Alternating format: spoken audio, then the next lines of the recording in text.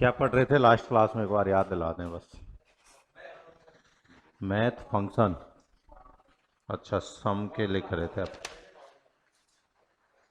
सम S Q R T power mode. ठीक है, चलिए। अभी इसी में अगला कितने नंबर था? ये लास्ट अपनों ने पढ़ा था 7। 8 नंबर फॉर्मूला अपने लिखेंगे।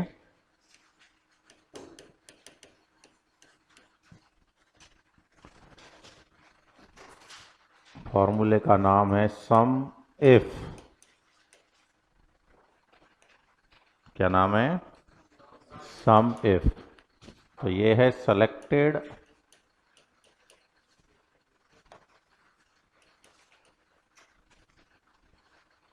क्राइटेरिया के लिए प्राप्त परिणाम या वैल्यू का सम करने के लिए।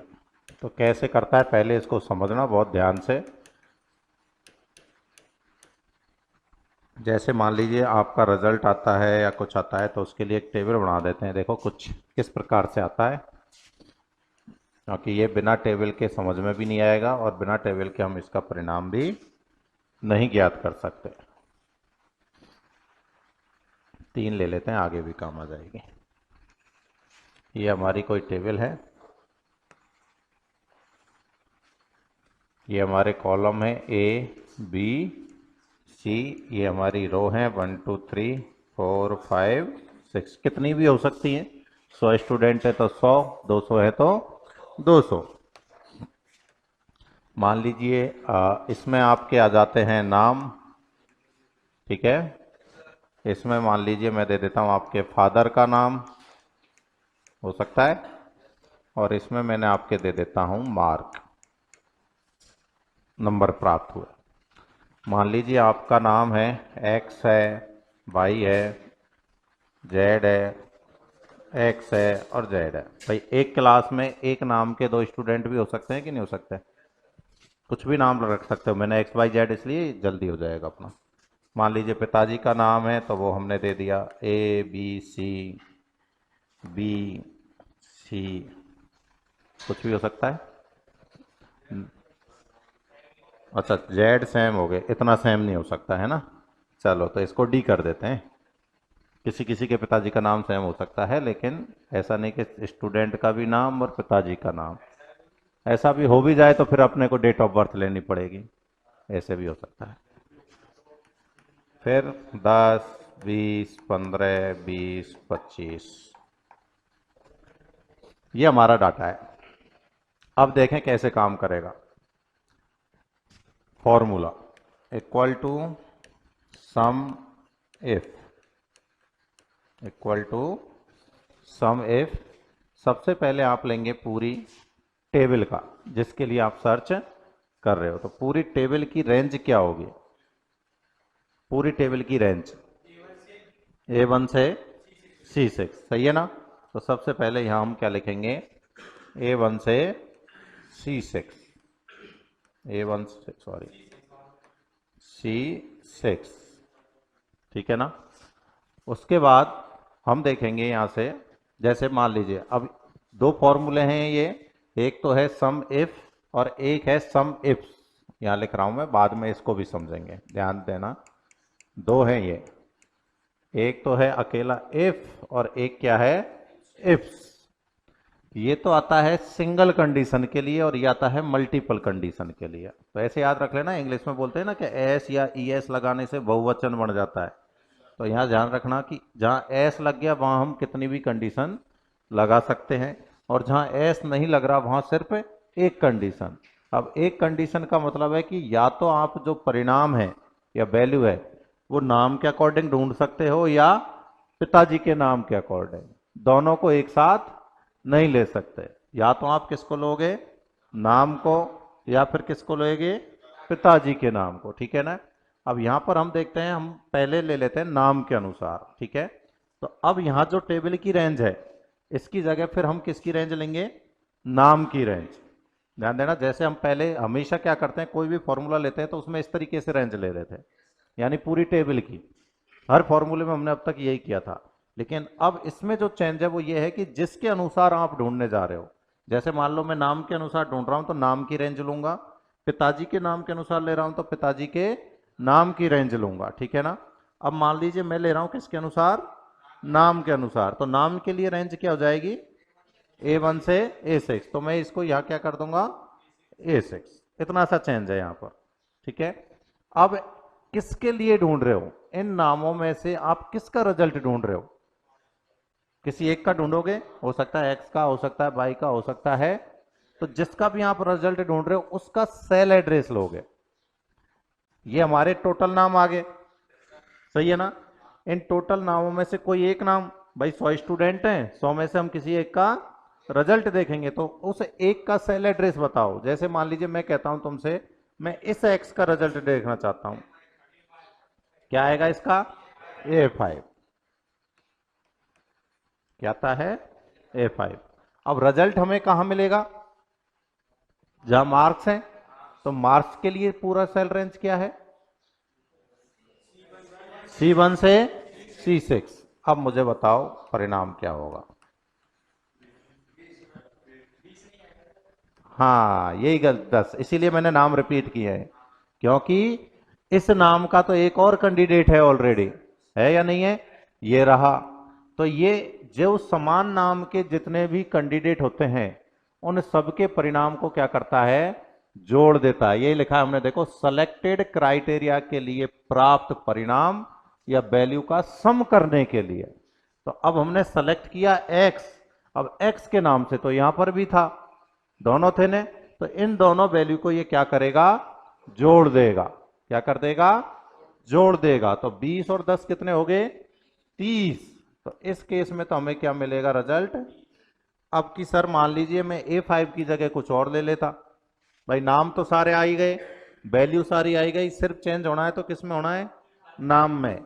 मान लीजिए इसकी जगह हम ले लेते A3, क्या ले लेते, A3। A3 में कौन है, वाई, वाई कहीं और है क्या, नहीं है, तो जोड़ने वाला भी काम खत्म। वाई अकेला है तो इसकी अकेले की वैल्यू कितनी है, 20, तो इसका परिणाम क्या आएगा फिर, 20, ठीक है ना। A3 की जगह मान लीजिए आप ले लेते यहां पर A6, क्या ले लेते, A6, तो A6 के लिए फिर परिणाम क्या हो जाएगा, 40, क्योंकि जेड जेड दो वैल्यू हैं, और दो वैल्यू हैं तो 25 और 15 40। यानी हमें यहां पर यही ध्यान देना है कि एक समान वैल्यू यदि हमें मिलती हैं तो उन सभी वैल्यूओं को ये क्या करेगा, जोड़ देगा। क्लियर है। ये तो था स्टूडेंट के नाम के अनुसार। अब ऐसे यदि मुझे पिताजी के नाम के अनुसार करना है तो यहां A1 से A6 की जगह B1 से B6 कर देंगे, और अब जो वैल्यू लेंगे यहां पर A5 की जगह वो क्या आएगी, अब B5 B3 B6, फिर B के अनुसार आ जाएगी।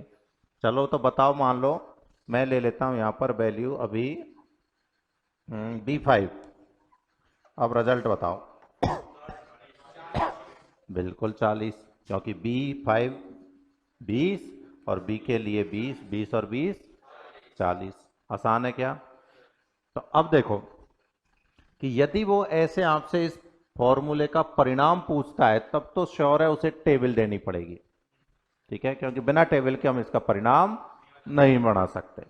दूसरा इसके आते हैं थ्योरेटिकल, जैसे अभी दिल्ली हेड कांस्टेबल में जो आए हैं ऐसे क्वेश्चन इफ वाले, वो हेड थ्योरेटिकल क्वेश्चन ज्यादा आए हैं। एक में टेबल भी दी हुई है, हालांकि एक क्वेश्चन एक पारी में टेबल के साथ भी आया और बाकी थ्योरेटिकल आए हैं। तो थ्योरेटिकल कैसे आते हैं वो देखें, इसको अभी इसके जस्ट बाद ही देखेंगे, पहले इसको देख ले, है ना। ये जो हम कर रहे हैं सेलेक्ट पूरी जो भी नाम की लिस्ट है ये, ठीक है ना, इसको बोलते हैं क्राइटेरिया रेंज। क्या बोलते हैं, क्राइटेरिया रेंज। और ये जो अकेला हमने सेलेक्ट किया है इसको बोलते हैं क्राइटेरिया।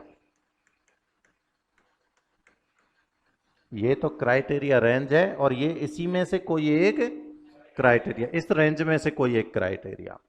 और ये जो लास्ट में है हमारा, इसे बोलते हैं सम रेंज। क्या बोलेंगे? सम रेंज।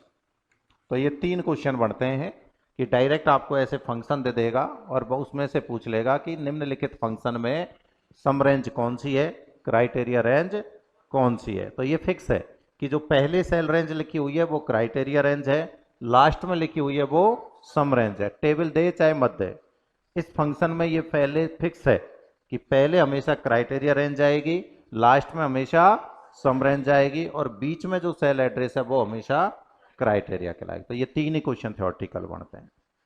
ठीक है, तो एक बार तो ये लिखो,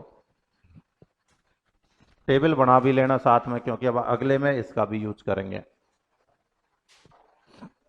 बिल्कुल बनाओ, और फिर एक दो हम एग्जाम्पल लेंगे, जैसे पता चलेगा कि तुम्हें समझ आया है कि नहीं आया है। वैसे आसान है, यानी इसमें हमने देखो एक ही तो क्राइटेरिया रेंज लिया और एक ही क्राइटेरिया लिया है, तो ये हुआ सिंगल क्राइटेरिया के लिए। अब हम जो दूसरा करेंगे उसमें हम क्या लेंगे, एक से ज़्यादा क्राइटेरिया, यानी नाम और पिताजी का नाम एक साथ ले सकते हैं, या और कोई आगे है, डेट ऑफ बर्थ है तो वो भी ले सकते हैं। तो ये हुआ मल्टीपल क्राइटेरिया।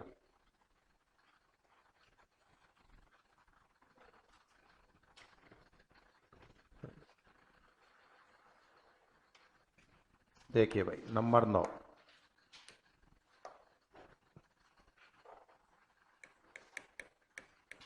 फंक्शन का नाम है सम इफ्स। तो ये हुआ मल्टीपल सेलेक्टेड क्राइटेरिया के लिए, बाकी पूरी लाइन वही है, मल्टीपल सेलेक्टेड क्राइटेरिया के लिए, परिणाम या वैल्यू के सम के लिए। इसी टेबल से देखेंगे हम, इक्वल टू सम इफ्स, सबसे पहले नाम या फादर नेम, तो हम लेंगे नाम, क्योंकि नाम पहले आता है, तो जो चीज़ पहले आती है उसे पहले लेंगे। ऐसे नहीं कि पहले पिताजी का नाम आता है फिर खुद का नाम, कभी नहीं होता। ठीक है, तो A1 से A6, इन नामों में से कोई भी एक नाम, इन नामों में से कोई एक नाम, जैसे नाम ले लिया, मान लीजिए हमने A5, कोई सा ही ले लीजिए।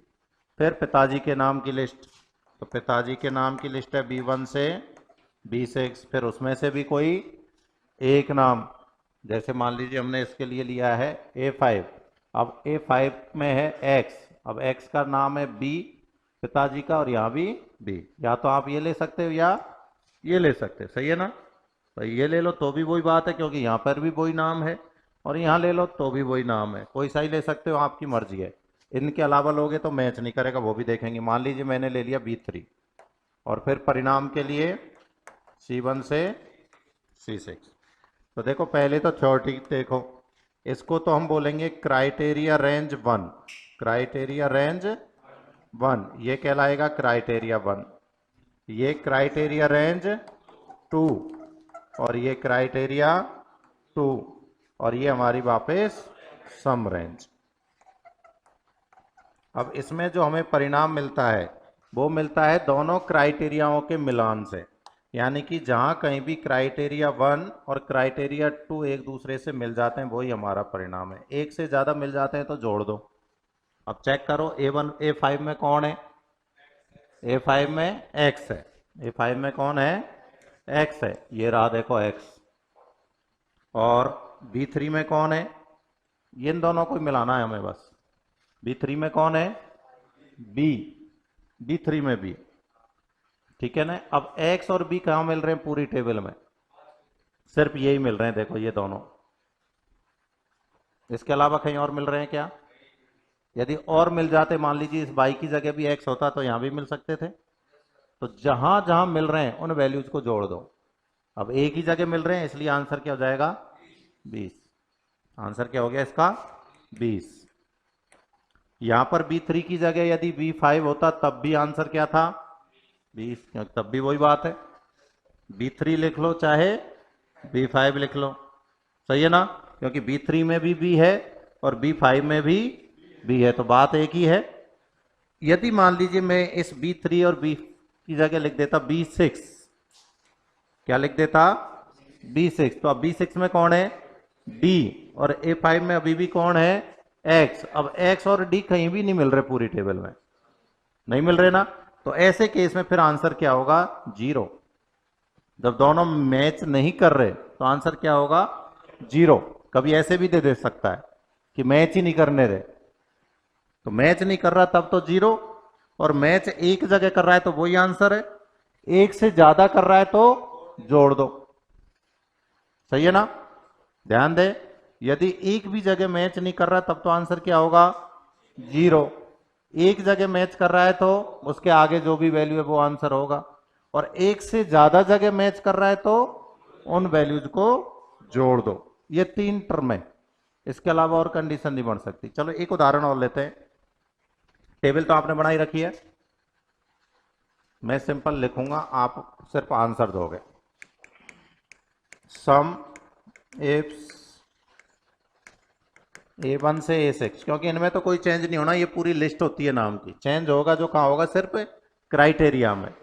मान लीजिए यहां पर मैंने वैल्यू ली A2, B1 से B6, और यहां पर मैंने वैल्यू ले दी B5, और C1 से C6।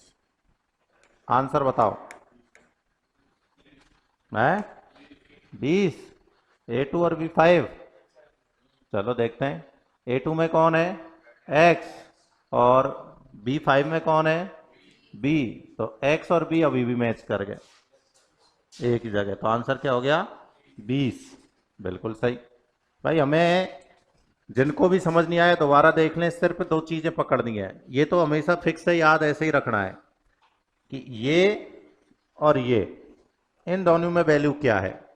अब टेबल में देखेंगे तो इसमें क्या है, x, और इसमें जाओगे तो देखोगे क्या है, b। अब इन दोनों को मिला लो, इनके मिलने पर आगे जो भी वैल्यू है वही हमारा रिजल्ट है। तो अब उस टेबल में सिर्फ एक जगह ये वैल्यू मिल रही है, ये मिल रही, देखो जहां हमने पहले ऑलरेडी घेरा किया हुआ है, ये रही x और b। आंसर क्या हो गया, 20। आसान है क्या, तो उतार लो, तो उसी टेबल के लिए यही वापस उतार लो।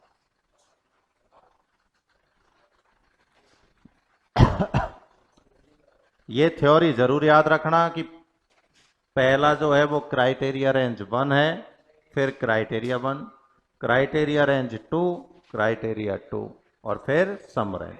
सम रेंज हमेशा लास्ट में है। लिख लिया।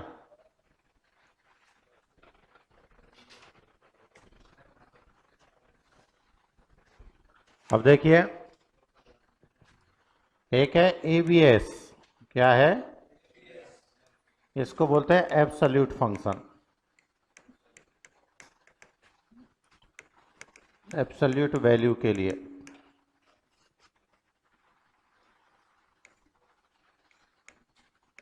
पूर्णांक मान या वास्तविक मान के लिए, क्या बोलेंगे, वास्तविक मान के लिए।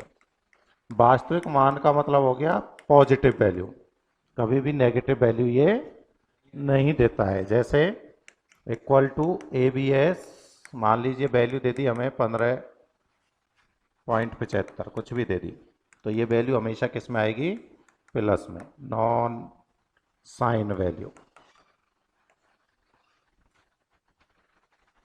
चिन्ह हटा दो, हमेशा कैसी भी वैल्यू हो उसको प्लस में कर देता है, इसका यही काम है। उसी को प्लस वाली वैल्यू को हम क्या बोलते हैं, वास्तविक वैल्यू बोलते हैं।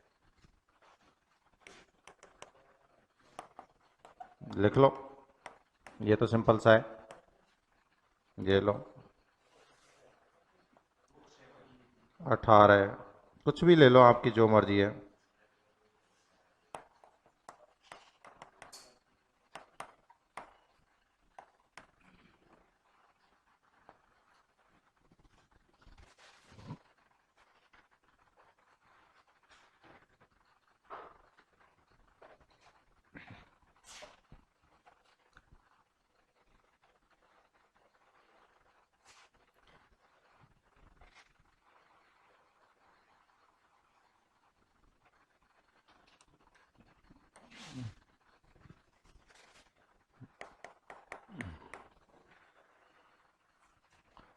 एक है राउंड,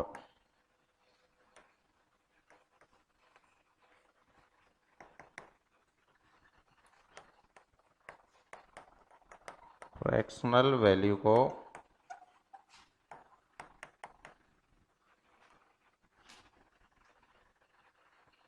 पॉइंट के बाद, सॉरी डेसिमल,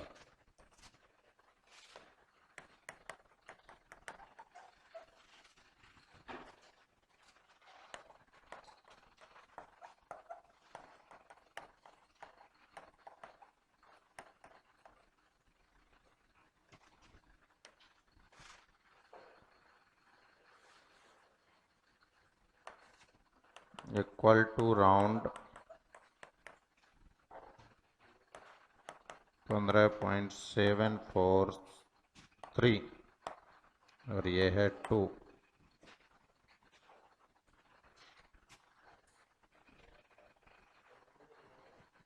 लिख लो, फिर ये समझना एक बार। वहां तो ऊपर वाले में तो सिर्फ इतना है, चिन्ह हटाना है, वैल्यू प्लस में कर देनी है, तो उसमें तो कोई ऐसा है नहीं, माइनस की वैल्यू प्लस हो जाएगी, और ऑलरेडी प्लस में है तो वो प्लस की प्लस ही रहेगी, उसमें कोई चेंज नहीं होना है। लेकिन नीचे जो है राउंड वाला, इसको समझेंगे। नहीं, वो स्क्वायर रूट था दोस्त, रूट नहीं हटेगा यहाँ, रूट से मतलब नहीं रखता है। ऐसा नहीं कि आयोटा स्क्वायर कर दो तुम, ऐसा माइनस की वैल्यू है तो बस।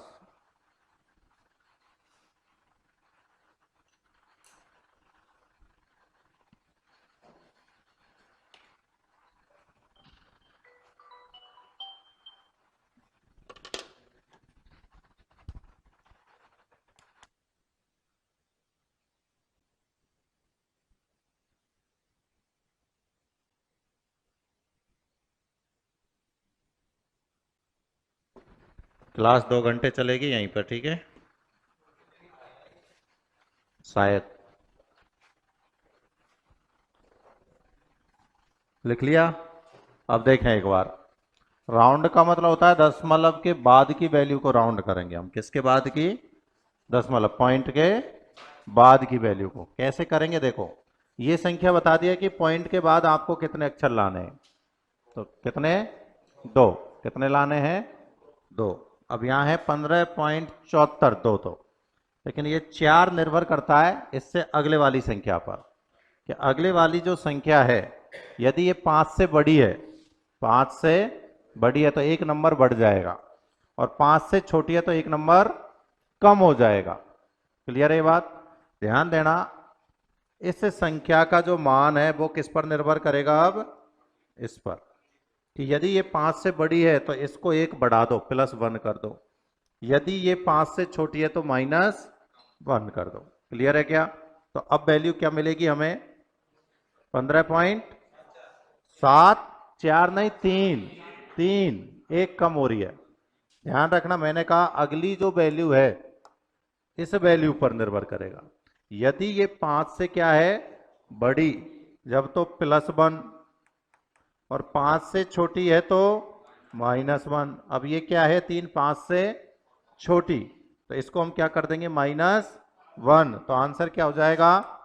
15.73। कि सर ये 2 ही क्यों लिए, 1 लेते तो? भाई 2 इसलिए कि यहां पर 2 लिखा हुआ था। यदि यहां पर 1 लिखा होता, इस 2 की जगह क्या लिखा होता? 1 लिखा होता, तो फिर हम क्या लेते? 15.7।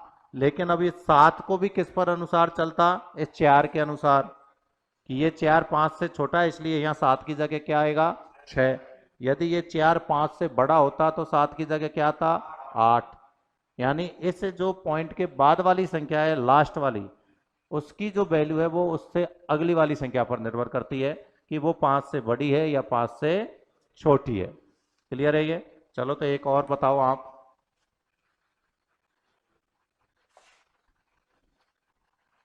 Equal to round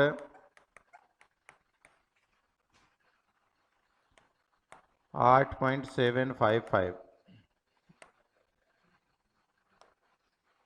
03। अब बताओ।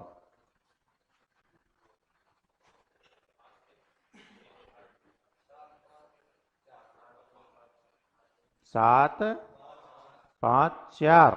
अब यहां आप गलत हो, गलत। ध्यान रहे पॉइंट के बाद जीरो का कोई अस्तित्व नहीं होता है।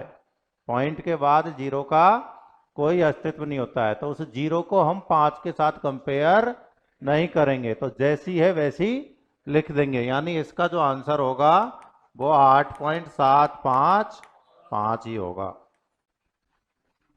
क्योंकि जीरो का पॉइंट के बाद कोई मतलब नहीं रह जाता है, तो उसकी तुलना कभी नहीं होती है। उसको लिखो तो भी ठीक है और ना लिखो तो भी ठीक है। ऐसे शब्द फिर गुमराह करने के लिए होते हैं। यदि बड़ी होती है ऐसे,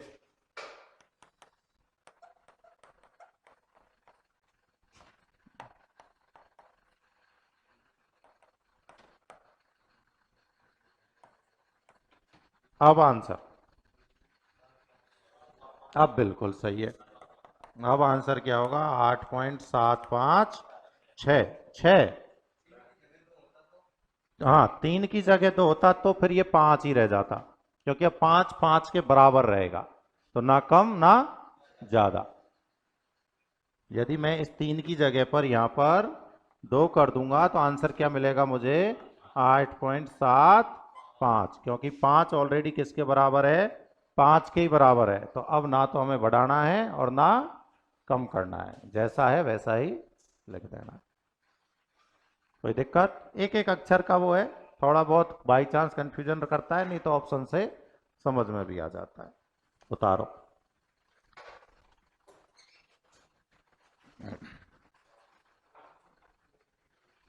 बैठ गया?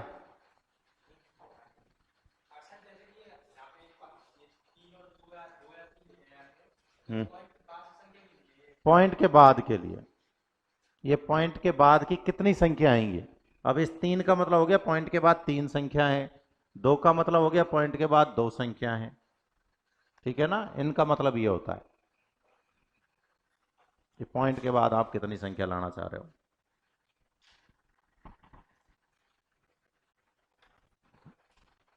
ये पॉइंट है भाई, है ना? ज्यादा छोटा है, कहीं ना देख रहा हो तो देख लेना। ये बीच में क्या लगे हुए हैं? पॉइंट।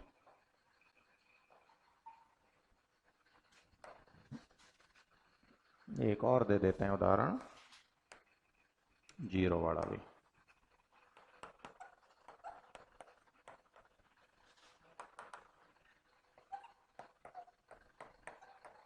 इसी को लीजिए लो।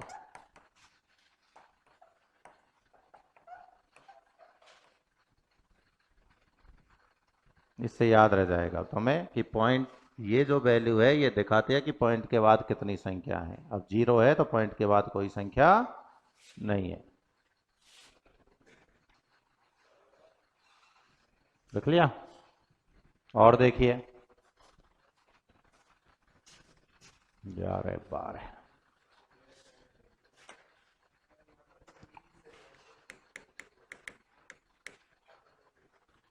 यदि इसी में आ जाता है राउंड अप, इसी में देख लो, इक्वल टू राउंड अप,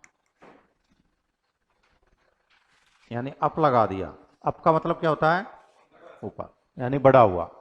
यानी अब हम 5 की तुलना नहीं करेंगे, आगे अक्षर कुछ भी हो, सीधा एक प्लस वन करेंगे। जैसे उदाहरण हम कम कर रहे थे, देखो कहीं पर भी ले लेते हैं, ये लो यहीं ले लेता हूं मैं, 8.756 और ये ले लिया मान लीजिए मैंने 2। जब तो वैसे बढ़ेगा 4 और 2। अब सही है। तो अब क्या आएगा आंसर? 8.76। यानी अब देखो, अक्षर छोटा भी है 5 से, फिर भी हम क्या कर रहे हैं? एक बढ़ा रहे हैं। यानी अब हमें कोई मतलब नहीं है 5 से छोटा है या बड़ा है। यदि इस राउंड के साथ अप लग गया तो हमेशा क्या होगा? एक अक्षर बढ़ेगा। जीरो होगा तो कोई मतलब ही नहीं है, फिर अब भी हमें कोई मतलब नहीं। हाँ, हमें तो बढ़ाना है। यदि इसके साथ डाउन लग जाए, यही ले लीजिए, इक्वल टू राउंड डाउन, क्या लग गया अब? डाउन। और संख्या ऐसे ही मिल गई, मान लो 8.756। अब मैंने बड़ी लिखी है जानबूझकर, तो भी अब क्या करेंगे हम, कम करेंगे। 8.74, यानी अब देखो 5 से बड़ी थी तब भी हमने क्या किया, कम किया। बैठी दिमाग में? यानी अप आ गया तो बढ़ानी है, डाउन आ गया तो घटानी है। बैठी दिमाग में? आसान है। अब मान लीजिए यही चीज माइनस में आ जाए हमारे पास। देखो कई तरीके के क्वेश्चन बन जाते हैं काफी बार। मान लीजिए मैं पहले लेता हूं राउंड में, कि इक्वल टू राउंड माइनस 51.75, और यहां आ गया मान लीजिए माइनस के 1। अब क्या करोगे? एक तो है -1, एक चलो मान लीजिए मैं इसकी जगह या फिर ऐसे लिख दूं -2। देखो अंतर बहुत आ जाएगा क्वेश्चनों में। -2 या फिर आ जाए -3। एक ही क्वेश्चन है, उसमें बस संख्या बदल दी। आंसर बताओ। गलत। अब देखो ध्यान दें, माइनस की संख्या जब भी आए, यदि -1 है तो मतलब नियर बाई 10 का मल्टीपल ही उसका परिणाम होगा, नजदीकी 10 का मल्टीपल। -2 आ जाए तो नजदीकी 100 का मल्टीपल। -3 आ जाए तो नजदीकी 1000 का मल्टीपल। -1 का मतलब 10 का, -2 का मतलब 100 का, -3 का मतलब 1000 का, यानी उतनी जीरो लगाते चलो। ठीक है। अब इसके नियर बाई 10 का मल्टीपल कौन है? 50। तो इसका आंसर तो क्या हो गया? 50। सही है ना? इसके नियर बाई 100 का मल्टीपल कौन है? 100 ही है, तो इसका आंसर क्या होगा? 100। ठीक है ना? और इसके मल्टीपल फिर 1000 का क्या है? 1000 ही है, तो इसका आंसर फिर 1000 ही होगा। सही है क्या? चलिए मान लीजिए मैं इसको माइनस का कर दूं, इसको माइनस कर दूं, अब आंसर क्या होगा? ये भी माइनस का, वो भी माइनस का, -100, क्योंकि अब नजदीक जो रहेगा वो भी माइनस का 100 ही रहेगा। सही है ना? तो 100 माइनस तो छोड़ो, अभी इतना और लिखो। जब भी संख्या माइनस में आ जाए तो नियर बाई, जैसे चलो एक और चेंज करके देख लो, मान लीजिए मैं इसको 151 कर दूं तो 200, फिर 100 का मल्टीपल नजदीक वाला कौन है? 200। भाई 151 के 0.75 के नजदीक जो 100 का मल्टीपल है, तो वो कौन होगा फिर? 200। ऐसे आंसर बदलेगा।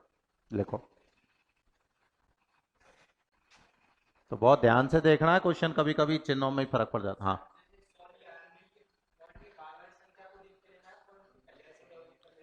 पूरी संख्या को, टोटल संख्या को, कि अब इसके नजदीक कौन सा है जो मल्टीपल में आ रहा है।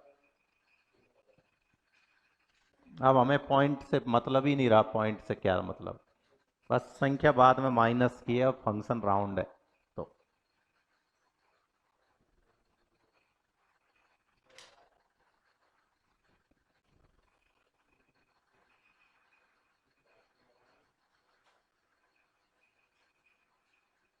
सीटी का यदि आपने दिया है तो ऐसा एक माइनस के साथ क्वेश्चन आया हुआ है, छोड़ा है।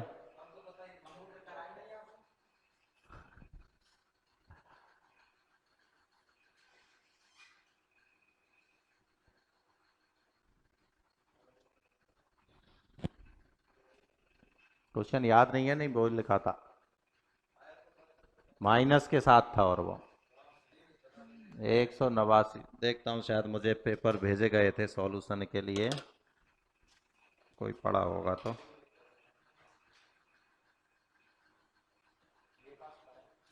पढ़ा है क्या क्वेश्चन? दिखा, दिखा दो, दिखा दो।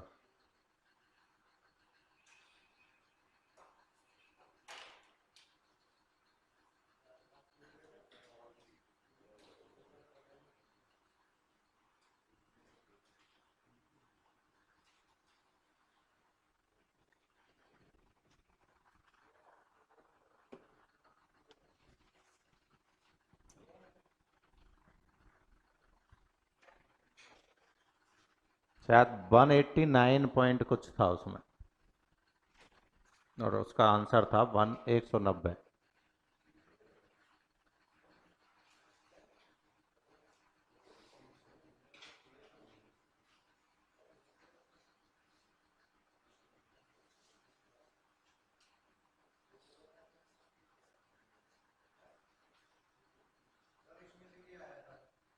क्या था?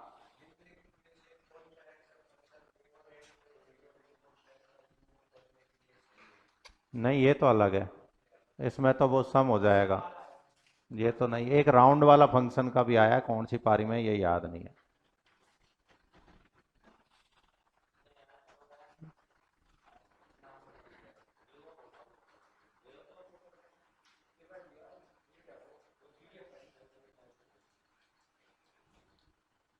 (10+2) की फर्स्ट पारी देखना शायद।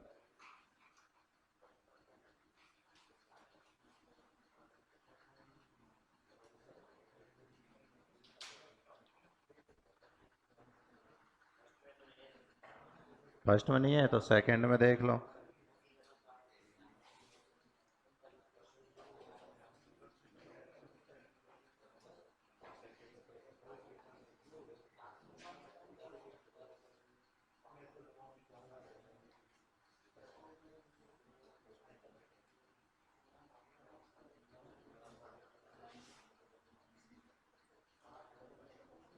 कोई नहीं, देख लेना फिर पूछ लेना, है ना? लिख लिया अभी तो?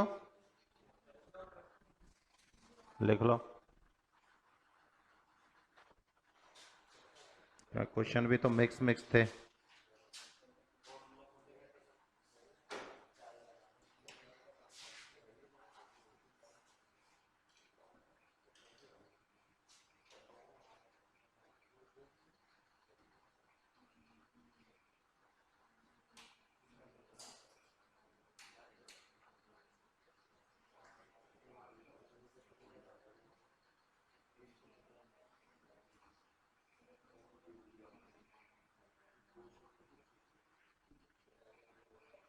चलो एक उदाहरण और देता हूं, इसका करके बताओ।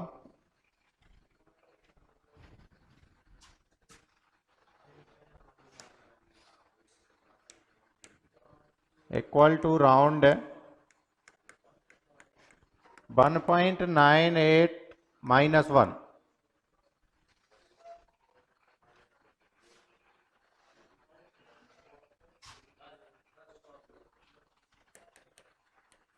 जीरो 10 का मल्टीपल नहीं है,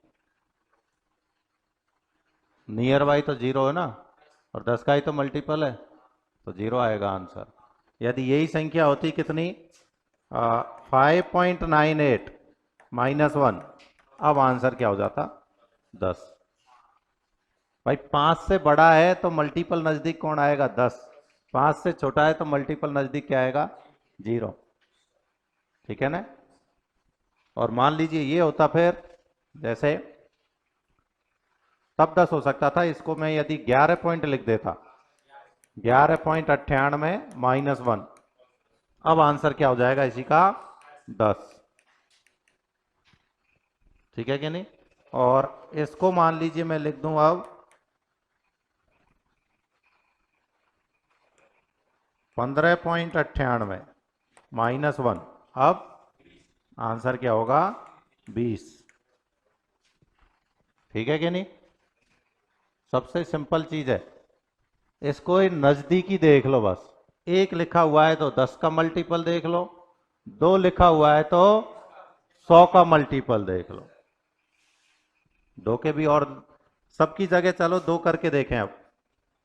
हाँ जी, मान लीजिए मैंने यहां पर -2 कर दिया होता तो 1.98 -2, 100। फिर क्या आएगा? 100। यहां पर भी यदि -2 कर दिया होता तो भी 100। यहां भी -2 होता तो 100। यहां पर भी -2 होता तो 100। यहां भी -2 होता तो 100।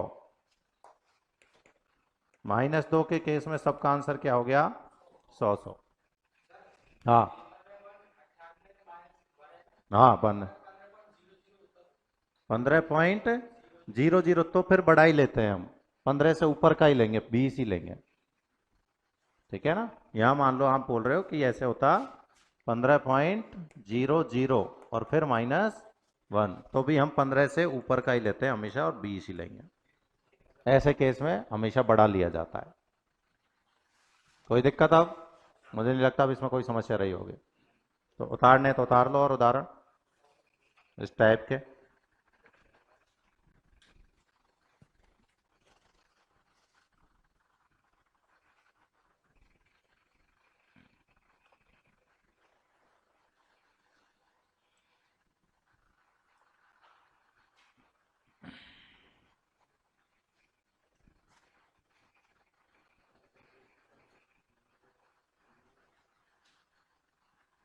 तो ये हो गया आपके मैथ के फंक्शन कंप्लीट। मैथ वाले सिर्फ मैथ के हुए हैं, 4-5 टाइप थे। हम्म,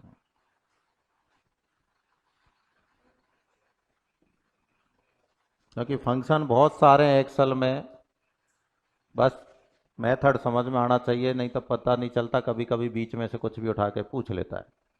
कॉस ऐसी यही है, मैंने आपको पहले बता दिया कि लगभग 50 से एक फंक्शन अपने पढ़ेंगे।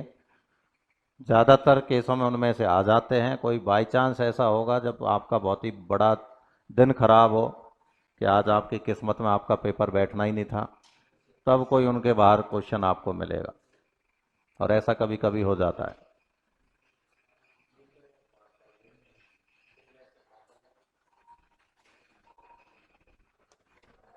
पल्ले तो पढ़ रहे हैं ना सबके ये फॉर्मूले? कोई भी ऐसा हो बता देना पहले ही, क्योंकि तुम इससे बेहतर बेहतर मैथ पढ़ रहे होंगे, है ना। ये तो बहुत सिंपल सी है उसके सामने। एडवांस पढ़ रहे हैं ना। अगली कौन से हैं अपने बताओ। चलिए, अगले फंक्शन का नाम है स्टैटिक फंक्शन, सांख्यिकी।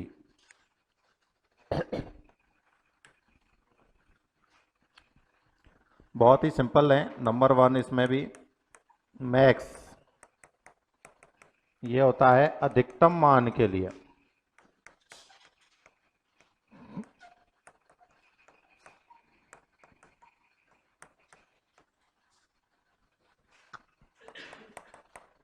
और एक होता है मिन, ये न्यूनतम मान के लिए।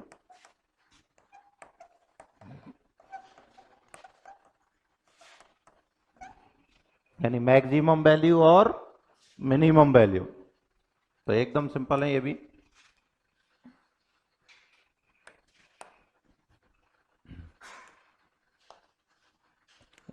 इक्वल टू मैक्स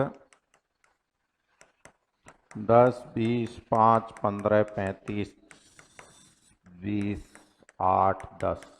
आंसर बताओ, तुम ही बताओगे। ठीक है, और वापस इन्हीं वैल्यूज के लिए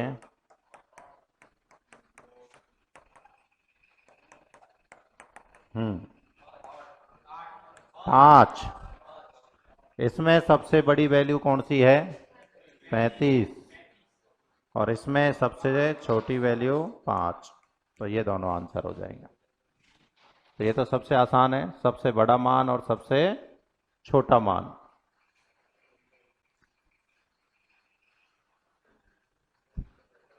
लिख लिया। इसी में नंबर 3 देखिए। Number 3 count. क्या है? काउंट। तो ये है न्यूमेरिकल वैल्यू वाली सेल की संख्या के लिए। न्यूमेरिकल वैल्यू वाली सेल की संख्या के लिए कि कितनी सेलों में न्यूमेरिकल वैल्यू है।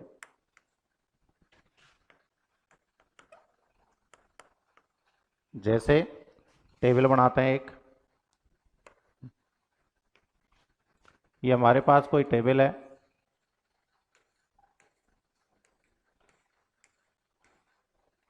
इनमें हमने कुछ में वैल्यू डाल दी 10, 20, 30, 35, 15। किसी में हमने वैल्यू डाल दी x, Y P Q R, बहुत है। ये ए बी सी 1 2 3 4 5। अब हम फॉर्मूला लगाते हैं, इक्वल टू काउंट A1 से लेकर के, और मान लीजिए मैंने लगा दिया C5 तक पूरी टेबल के लिए। आंसर बताओ क्या होगा।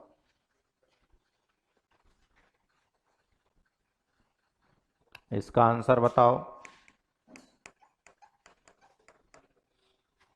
और A1 से A5 इसका आंसर बताओ, और A1 से B5 इसका आंसर बताओ। 3 उदाहरण ले लिए इसी में से। देखो पहले में तो पूरी टेबल कवर कर रहा है, A1 से C5 पूरी टेबल है। इसमें न्यूमेरिकल वैल्यू देखो 1 2 3 4 5, तो इसका आंसर तो क्या हो गया 5। सिर्फ 5 सेलों में न्यूमेरिकल वैल्यू है, तो हमने यही लिखा है न्यूमेरिकल वैल्यू वाली सेल की संख्या। सही है ना, संख्या होगी 5। दूसरे में क्या है, पहला कॉलम A1 से A5, मतलब सिर्फ ये वैल्यू, तो इनमें 1 और ये 2, तो इसके लिए हो गया 2। सही है ना, इसमें वापस है 5, क्योंकि इसमें तो है ही नहीं कोई, तो ये 2 ही कॉलमों में थी। उतारिए, पीछे पल्ले पड़ रही है ना सबके।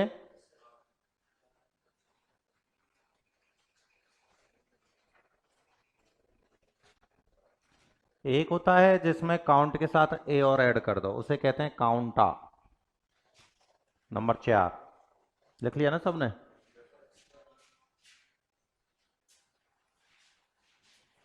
यहीं पर लिखा रहा हूं इसीलिए, क्योंकि ये टेबल हम काम में लेंगे।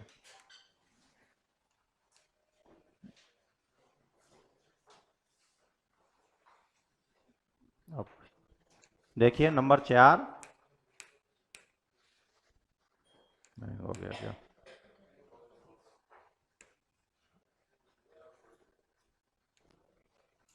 नंबर 4 नाम है फंक्शन का काउंटा। आवाज नहीं भाई, जो भी नए आ रहे हैं शांति से बैठें और लिखना चालू कर लें। 2 4 पन्ने छोड़ दें जिनका छूट गया तो, ठीक है। और बाद में वीडियो देख लेना ऑनलाइन में, कवर हो जाएगा, लिखना तो वहीं से हो जाएगा आपका। क्या है फंक्शन का नाम, काउंटा। तो ये होता है एल्फा न्यूमेरिकल, कौन सी, एल्फा न्यूमेरिकल वैल्यू वाली सेल की संख्या के लिए, जिसमें अल्फाबेट भी आगे और नंबर भी आगे, उसे कहते हैं एल्फा न्यूमेरिकल।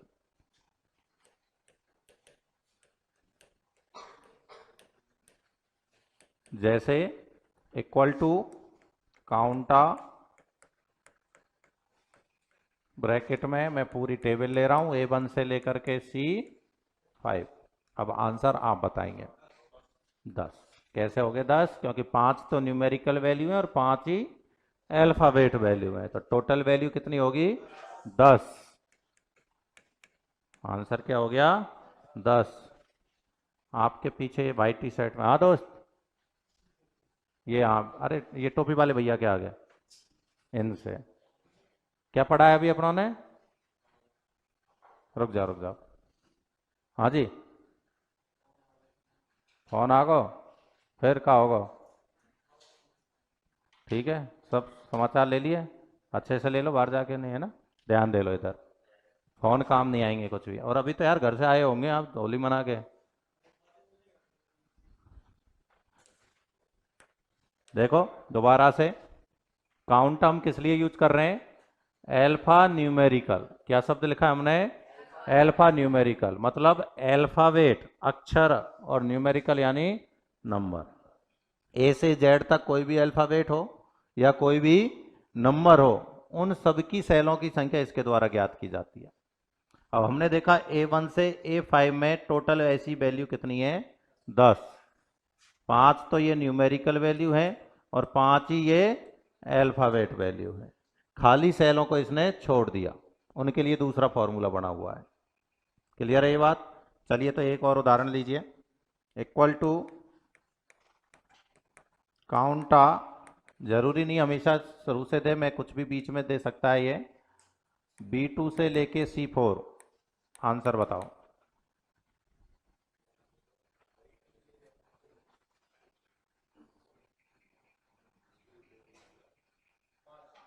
5।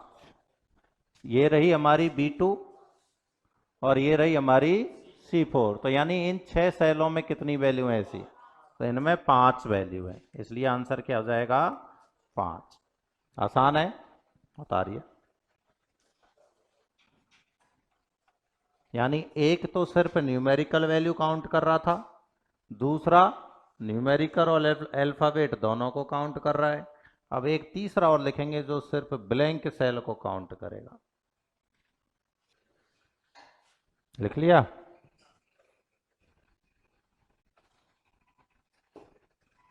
यहीं पर लिख देता हूं नंबर 5। इसी से मिलता जुलता है तो आराम से लिख लें, कोई दिक्कत नहीं है। काउंट ब्लैंक, नाम में ही पता चल गया ब्लैंक, ठीक है ना, मतलब खाली सेल की संख्या के लिए।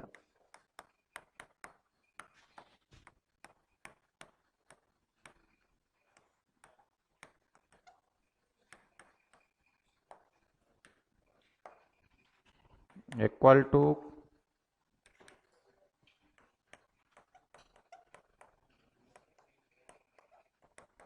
Count blank. चलिए आंसर बताइए A1 से C5। हाँ जी, ये 4 है। हाँ, 5 कैसे आया दोस्त? देखो B2 कहाँ पर है? यही है B2। और C4 कहाँ पर है? यही है C4। तो मतलब इस सेल से लेके इस सेल तक, इस एरिया को पूछा है इसने। अब इस एरिया में आप बताओ मुझे कितनी सेल हैं जिनमें अल्फा न्यूमेरिकल वैल्यू है? 5 ही है, तो आंसर हो गया 5। सही है ना? आप रेंज में कंफ्यूज हो रहे हो, शायद आपने ये भी काउंट किए होंगे इधर, या फिर ऊपर की ये काउंट कर ली होगी। हाँ, बगल वाली नहीं आएंगे। रेंज देखा करो, इसका मतलब मैंने आपको यही बता रखा है कि पहली सेल और आखिरी सेल के बीच का संबंध। ठीक है। इसमें भी वेरी गुड, 5 ही है खाली। 1 2 3 4 और ये 5। 5 खाली सेल है, इसलिए आंसर क्या हो गया? 5। चलिए इसमें मान लीजिए मैं ये सेल रेंज चेंज कर देता हूँ, ये कर देता हूँ मैं C1 से लेकर के और C4 तक। अब बताओ। सही है, मतलब पल्ले पड़ा है। अब मान लीजिए मेरे पास 100 स्टूडेंट हैं और मुझे उनमें से उन स्टूडेंटों की संख्या ज्ञात करनी है जिनके नंबर 60% से अबव है या फिर 60% से बिलो है, कम या ज़्यादा। तो उनकी संख्या ज्ञात करने के लिए कौन से फंक्शन का उपयोग किया जाएगा? हेड कांस्टेबल का क्वेश्चन था यह। किसी कक्षा में 60% से अधिक नंबर लाने वाले विद्यार्थियों की संख्या ज्ञात करने के लिए कौन से फंक्शन का उपयोग किया जाता है? न्यूमेरिकल वैल्यू से संख्या तो उनकी पता चलेगी जिनमें नंबर हैं भाई, उसमें ये थोड़ी पता चल रहा है कि कम है या ज्यादा। उसमें तो भले ही एक नंबर है तो भी वो काउंट करेगा। काउंटा तो नाम भी ले लेगा, नंबर भी ले लेगा, है। चलो अगला फॉर्मूला वही है। लिख लिया क्या यहां तक सभी ने? यहां तक कोई दिक्कत नहीं है ना? ठीक है, अब आगे आइए। नंबर जो भी है डाल लेना है ना, 6 या 7 जो भी नंबर है। 6 है तो 6। फॉर्मूले का नाम है काउंट इफ। क्या है? Count if. इफ और लग गया तो ये हो गया क्राइटेरिया के आधार पर।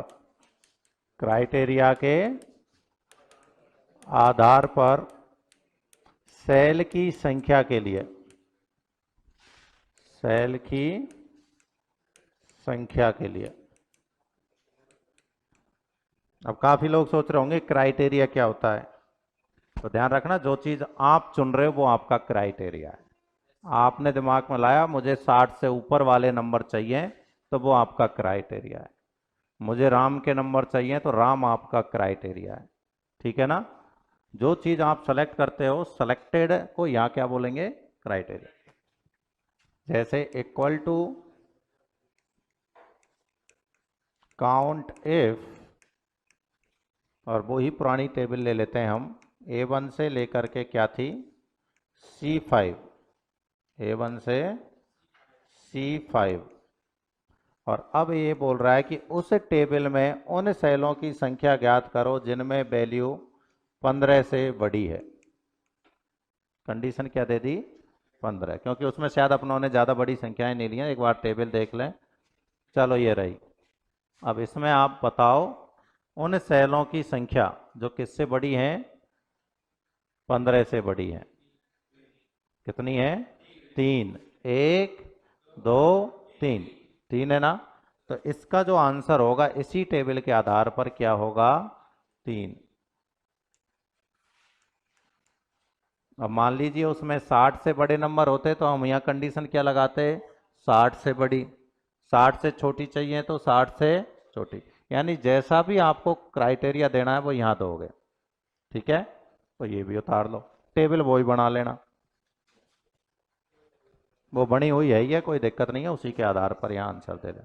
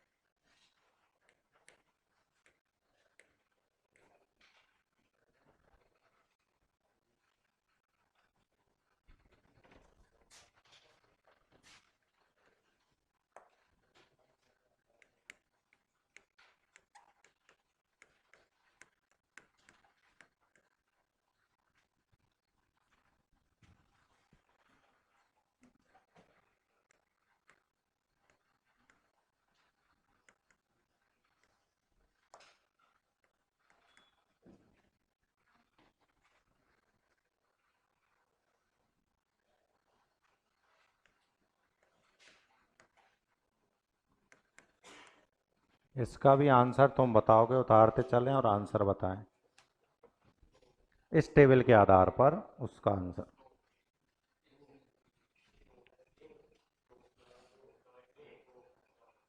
दो वाले कितने और एक वाले, तो एक वाले गलत हैं, दो वाले सही हैं। इस सिंबल का मतलब हो गया 60 से बड़े और 60 के बराबर। 60 से बड़े और 60 के, इस नीचे की भी इसका मतलब है बराबर। चिन्ह में ध्यान दे लो, है ना। तो 60 से बड़ा तो है 70, एक, और 60 के बराबर खुद 60, तो दो वैल्यू होगी ना, बराबर और बड़ी। तो आंसर क्या हो गया, 2।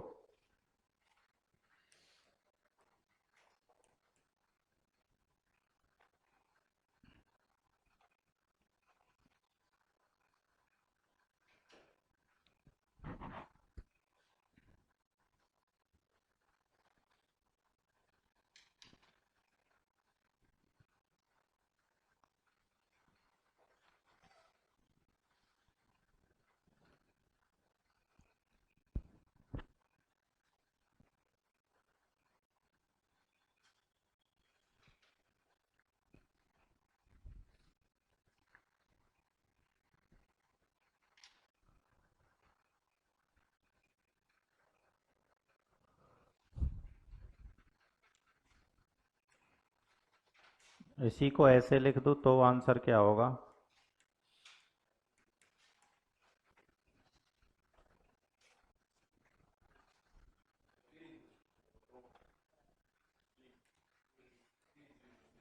3, 60 से छोटे और 60 के बराबर। 4 नहीं होगा क्योंकि शुरू B2 से किया है, 4 नहीं होगा यार।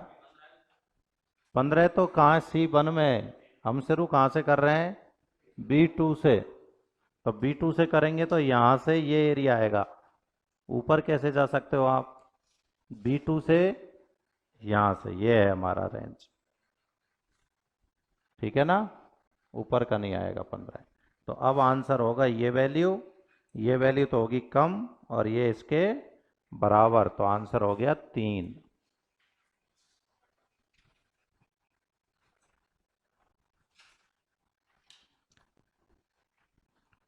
रेंज को सेलेक्ट करने में गलती नहीं कर रहे हैं ना, ऐसे नहीं कि सर B2 से स्टार्ट कर रहे हैं तो C को पूरे को ले लेना, नहीं, उसके बराबर से ही चलती है।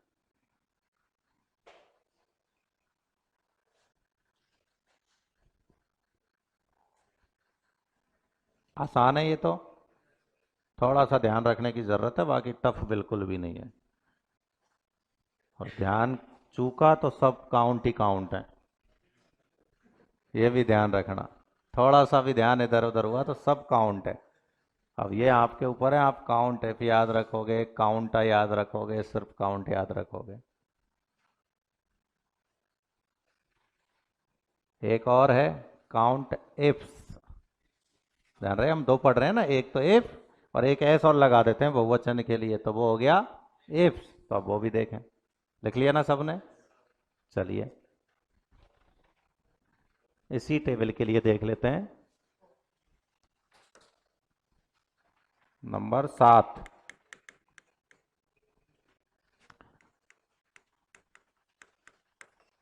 काउंट इफ्स, तो ये किसके लिए है, मल्टीपल क्राइटेरिया के लिए, एक से ज्यादा क्राइटेरिया होंगे इसमें।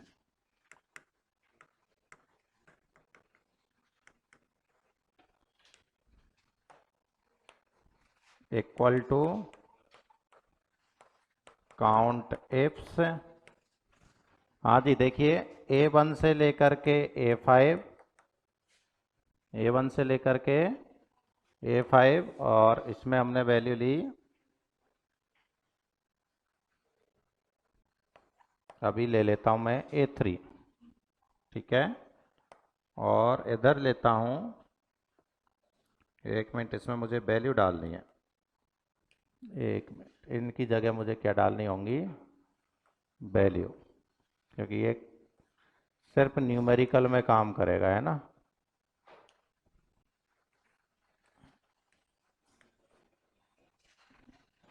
मान लीजिए 20 है, 50 है, 60 है, 70 है, 15 है, 25 है,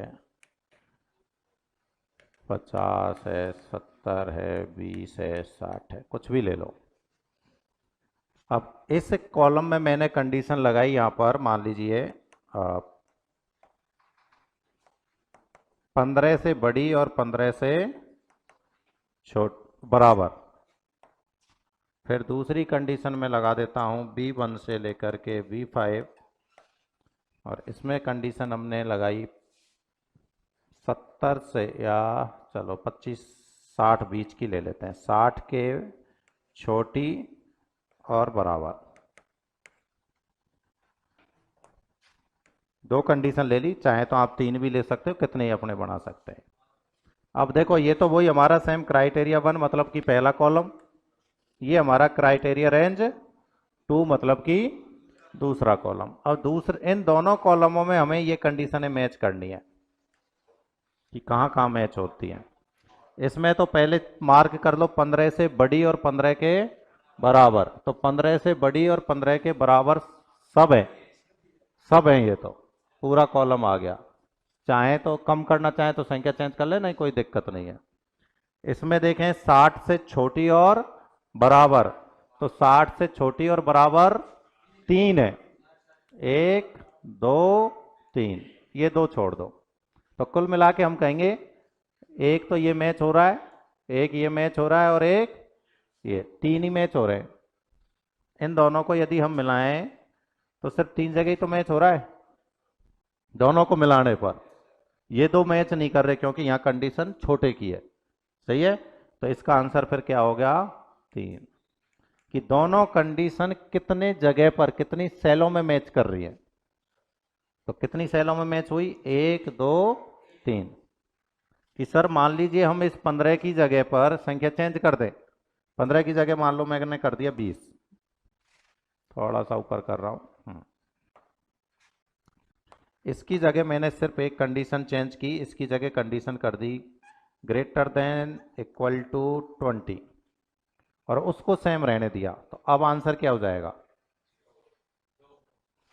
भाई, अब हम इसको और इसको मैच करेंगे तो 20 से बड़ी में ये गायब हो जाएगी, एक ये कम हो जाएगी, सही है। तो बची कौन सी, ये वाली और ये वाली। तो आंसर इस केस में फिर क्या हो जाएगा, 2। बैठ गया सबके। कितने स्थानों पर दोनों कंडीशन मैच कर रही है उसकी संख्या ही हमारा आंसर है। उतार लीजिए।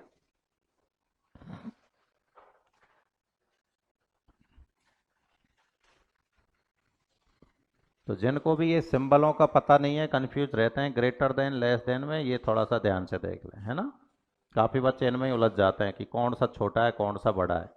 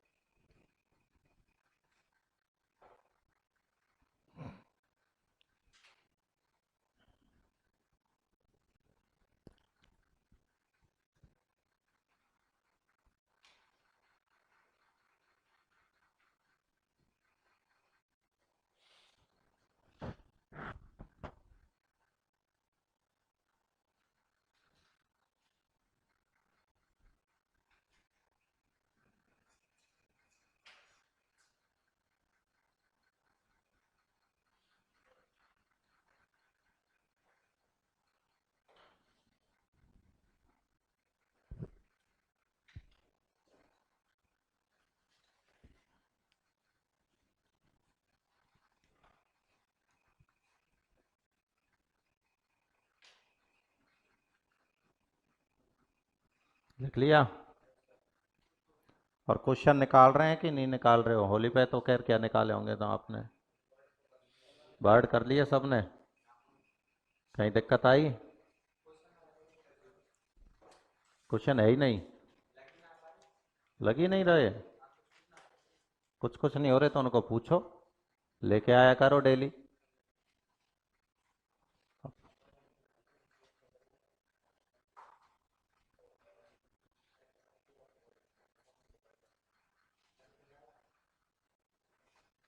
लिख लिया तो चलें आगे। नंबर 8,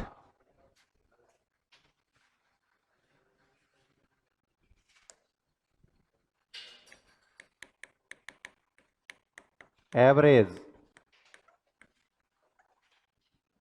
तो ये तो सभी जानते हैं एवरेज किसके लिए, औसत के लिए। लेकिन ध्यान रहे सिर्फ न्यूमेरिकल वैल्यू के लिए, सिर्फ न्यूमेरिकल वैल्यू के लिए। कि सर औसत तो न्यूमेरिकल का ही निकलता है, अल्फाबेट का थोड़ी। तो उसके लिए फिर एक और फॉर्मूला है, दोनों को एक साथ समझ लेना। नंबर 9, एवरेजिया, यानी ए और लगा दिया साथ में। तो ये भी औसत के लिए, लेकिन ये किसका, अल्फा न्यूमेरिकल वैल्यू के लिए।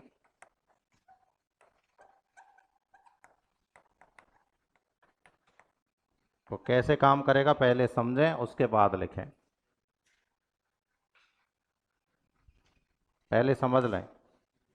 जैसे देखो फंक्शन है मेरे पास एवरेज,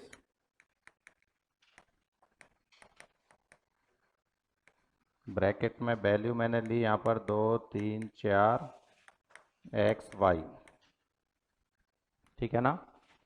तो औसत होता है संख्याओं का योगफल बटे संख्या, सब जानते हैं ये तो यहाँ पर यदि हम देखें तो संख्या कितनी है हमारे पास, 5, लेकिन न्यूमेरिकल कितनी है, 3। तो हमने देखा है कि एवरेज के लिए स्पेशली क्या लिखा हुआ है, न्यूमेरिकल। तो हमें इनसे कोई मतलब नहीं है भाई। फंक्शन के लिए हमने साफ साफ लिखा हुआ है सिर्फ किसके लिए, न्यूमेरिकल के लिए। तो हम किसको लेंगे, सिर्फ न्यूमेरिकल को लेंगे, अल्फाबेट्स को छोड़ देंगे, उनसे हमें कोई मतलब नहीं रह जाता इस केस में। तो इसका तो आंसर क्या हो जाएगा, 2+3+4/3। सही है ना। तो मतलब ये आंसर हो गया हमारा 4, 3, 7, 2, 9/3। तो आंसर 3। तो ये तो एकदम सिंपल है मैथ की तरह, यहां कोई दिक्कत नहीं आती है हमें। ध्यान यही रखना है, सिर्फ न्यूमेरिकल संख्या को लेना है, अल्फाबेट को छोड़ देना है। लेकिन यदि यही संख्या अब किस में आ जाए, इस केस में आ जाए, एवरेज या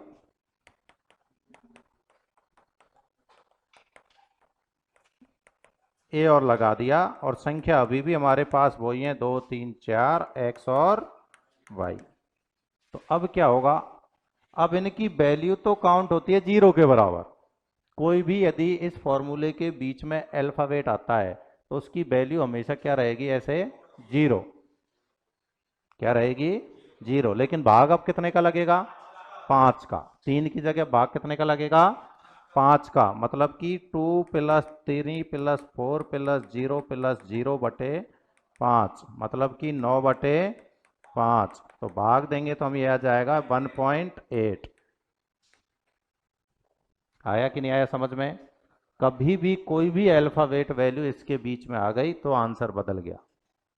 क्योंकि अब वहां तुम सॉल्व करोगे तो सोचोगे इनका मान कहां से लाएं। तो कोई मान यदि दे रखा है तो ठीक है, नहीं दे रखा तो हमें कितना मानना है, 0। हो सकता है वो क्वेश्चन में अलग से दे दे कि यदि एक्स और वाई बराबर ये हो, तब वो वैल्यू रखनी है। और कुछ भी नहीं दिया, सीधे ऐसे पूछ लिया कि निम्नलिखित फंक्शन का मान क्या होगा, तो आंसर क्या है फिर, 1.8। क्लियर। दे दे तो फिर वो वैल्यू रखो यहां पर, तब आपको ये वो वैल्यू रखनी है। मान लो एक्स का मान दे दिया उसने 5, वाई का मान दे दिया मान लीजिए 3, तो 5 और 3 8 और जोड़ेंगे इसमें। तो एवरेज में भी बिल्कुल यहाँ संख्या 0 की जगह क्या आएगा, 8, और यहाँ 5। इसमें दे दे तो भी जोड़ेंगे, क्योंकि अब ये न्यूमेरिकल वैल्यू हो जाएगी। ठीक है ना, तब कोई अंतर ही नहीं रह जाता। ये तभी के केस में जब वैल्यू नहीं दे रखी हो तो। और कोई, तो इनको हटाओ। एक बार इतना लिखो, फिर और उदाहरण देता हूं। मान ही पूछे तो नहीं पूछेगा, है ना। मैथ नहीं है दोस्त।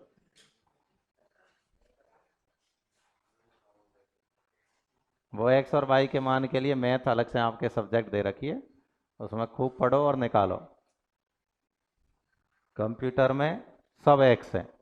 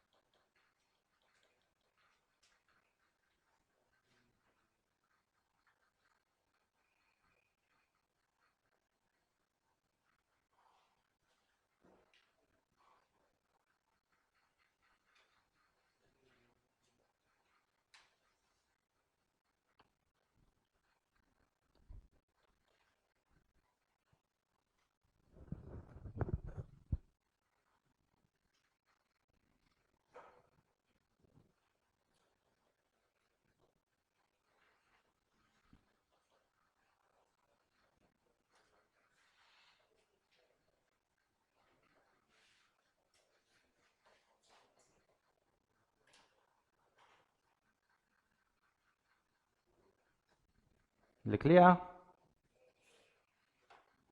अब एक छोटा सा अपवाद है जो हर फंक्शन में मिल जाता है।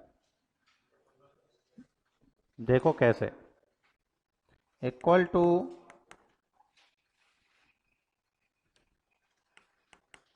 एवरेज या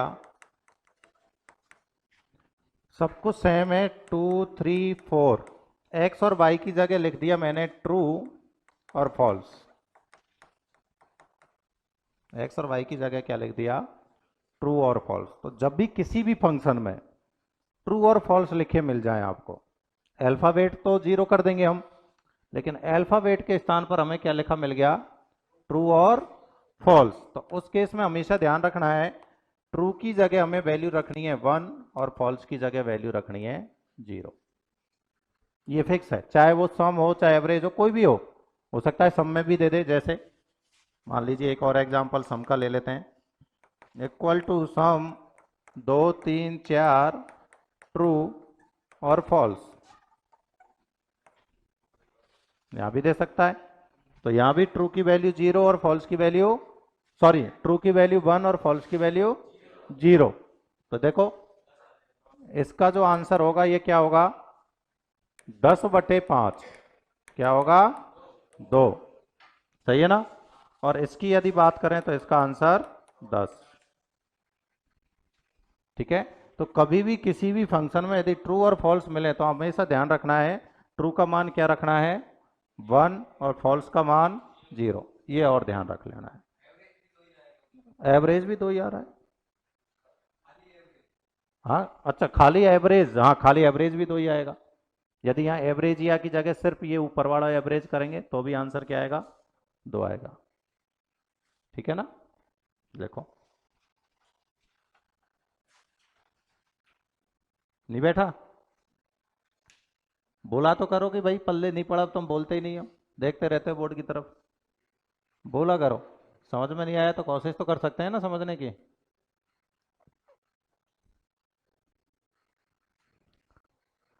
दो चार तो कोशिश ही कर रहे हैं,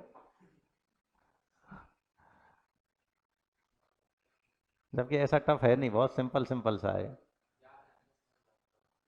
हाँ ये हो सकता है पहली बार है, इनको देखते हैं जब थोड़ा ऊपर नीचे होते हैं ये।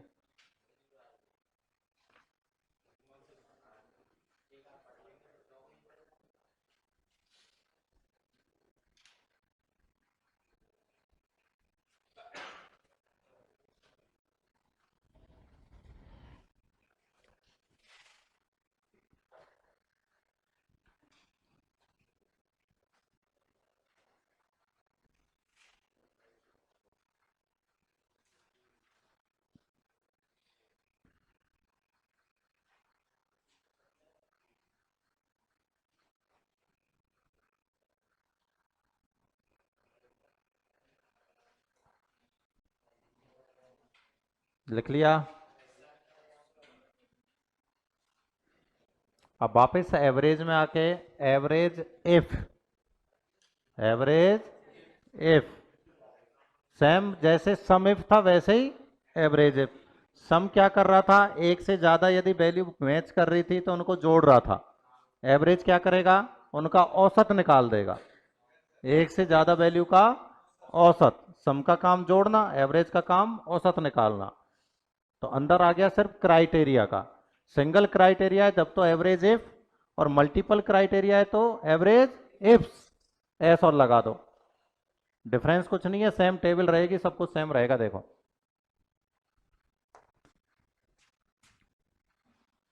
पहले टेबल बनाते हैं वही स्टूडेंट के नंबर वाली, ऐसे थी कुछ,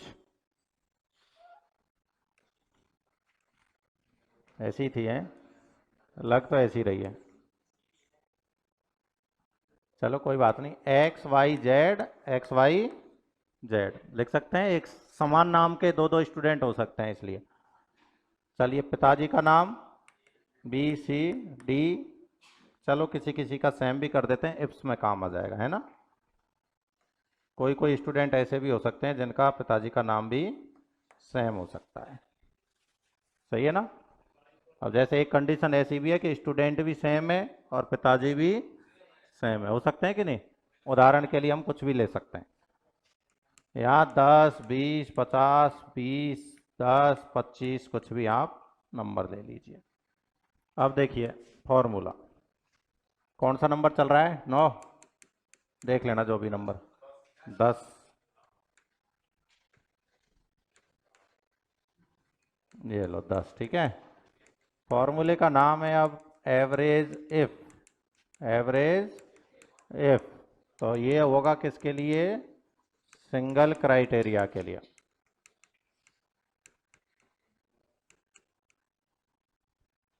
इक्वल टू एवरेज इफ। सबसे पहले हम क्या ले रहे थे सम इफ में, बताओ। सबसे पहले क्या लिखा था फंक्शन में? ये तो नाम हो गया, नाम के बाद ब्रैकेट में क्राइटेरिया रेंज, क्राइटेरिया। तो क्राइटेरिया रेंज या तो नाम की या पिताजी के नाम की, ऐसे किया था। एक ले लो कोई भी, हमने ले ली A1 से लेकर A6, यही ली थी, सही है ना। इनमें से कोई एक नाम, भाई ये हमारा A है, ये B, ये C, ये 1 2 3 4 5 6, कि ये 6 नाम है, इन 6 में से कोई एक नाम, यही कर रहे थे हम।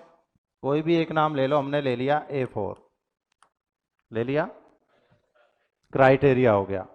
इसके बाद ले रहे थे सम रेंज, ले रहे थे ना, वहां सम फॉर्मूला था इसलिए सम रेंज, या एवरेज फॉर्मूला इसलिए एवरेज रेंज। क्या बोलेंगे? Average range. कौन सी होगी? जिसमें वैल्यू है। वैल्यू कौन से में? क्या लिया? C1 से, चेक कर लो, ऐसा ही बिल्कुल डिट्टो सम इफ में लिखा है आपने, सही है ना, कोई चेंज नहीं है। अब चेंज आएगा परिणाम में। हम किसको ढूंढेंगे? A4 को। किसको? A4 में कौन बैठा है? X। A4 में कौन है? X। कहीं और भी है क्या X? बिल्कुल है, ये रहा, है ना, दो जगह। तो दोनों की वैल्यू कितनी है? एक की है 20 और एक की है 10। सम क्या कर रहा था? इन दोनों वैल्यूओं को जोड़ रहा था। एवरेज क्या करेगा? इन दोनों का औसत निकालेगा। तो दोनों का औसत क्या हुआ? तो इसका आंसर क्या हुआ? 15। सही है ना। हमें कुछ नहीं करना है, जितनी भी स्टूडेंटों की लिस्ट है, या कुछ भी नाम हो सकते हैं, राम श्याम मोहन कुछ भी, ठीक है ना। पहले तो पूरी लिस्ट ले लो। लिस्ट हमने ली जैसे A1 से A6, ये हमारी लिस्ट होगी, सही है ना। उस लिस्ट में से कोई भी एक नाम ले लो, कोई भी ले सकते हो, आपके ऊपर है। हमने कौन सा लिया? X यानी A4, सेल एड्रेस लिया जाता है। उसके बाद जहां भी नंबरों की लिस्ट है वो पूरा ले लो। नंबरों की लिस्ट कौन सी है? C1 से, परिणाम अपने आप दे देगा। आएगा कैसे परिणाम? तो वो हमें पता है कि जहां जहां x की वैल्यू हमें मिलेगी उसका औसत ही इसका परिणाम होगा। भाई यहां पर और औसत होता, मान लीजिए, चलो मैं यहां और कर देता हूं, इस जगह y की जगह x और होता तो 10 को और कर दो, यानी 40/3, 40/3 हो जाता, सही है ना। फिर जो भी वैल्यू आती वो हमारा परिणाम है। अब मैंने बात की मल्टीपल की, एक और हम बात कर रहे हैं, वो भी यहीं लिख लो। एक था फॉर्मूला जिसमें हम क्या लगा रहे हैं? इफ्स, एस और लगा दिया। तो ये किस लिए था? मल्टीपल क्राइटेरिया के लिए, मल्टीपल क्राइटेरिया के लिए। तो मल्टीपल क्राइटेरिया कैसे काम करेगा? हाँ, यहां थोड़ा सा आपको एक चीज का ध्यान रखना है कि जो सम रेंज हम सबसे लास्ट में ले रहे थे, अब उसको कहां लेंगे? सबसे पहले। तो बताओ क्या ले रहे थे वो? Average apps. सम रेंज मतलब यहां एवरेज रेंज है, C1 से C6, इसको सबसे पहले लोगे, ठीक है ना। उसके बाद सेम नाम वाली लिस्ट, A1 से A6, कोई भी एक नाम, मान लीजिए हमने ले लिया A5। फिर पिताजी के नाम वाली लिस्ट, B1 से B6, और फिर उनमें से कोई एक नाम, मान लीजिए हमने ले लिया B2।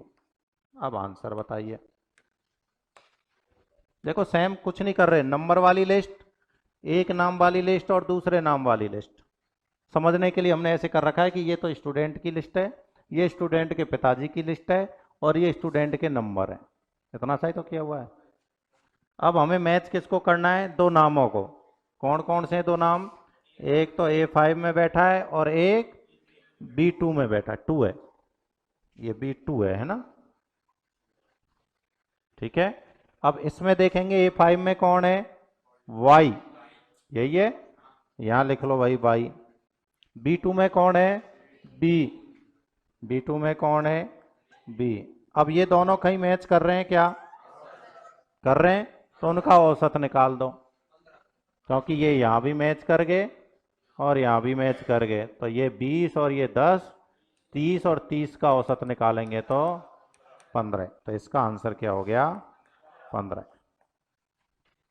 हो गया कि नहीं? उतारिए। कल आते ही इसके एग्जाम्पल पूछूंगा एक दो के, याद करके आना।